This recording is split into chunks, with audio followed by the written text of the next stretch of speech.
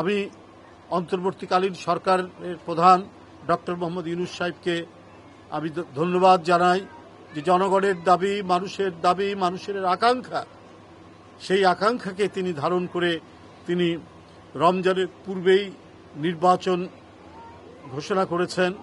আমি মনে করি তিনি শুধু রাজনৈতিক দল নয়, জন আকাঙ্ক্ষার প্রতি শ্রদ্ধা জানিয়ে তিনি এই ঘোষণাটা দিয়েছেন। এবং আজকে আমরা যেটা খবরের কাগজে দেখেছি, নির্বাচন কমিশনকে প্রধান উপদেষ্টার কার্যালয় থেকে চিঠিও দেওয়া হয়েছে যে অতি শীঘ্র শিডিউল ঘোষণা করা এবং নির্বাচনী কাজকর্ম শুরু করা।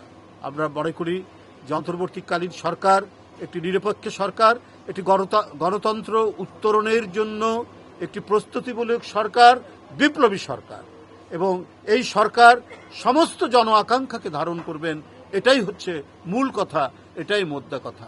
সেই কাজটি তিনি এখানে করেছেন, আমরা তার প্রতি শ্রদ্ধা জ্ঞাপন করছি।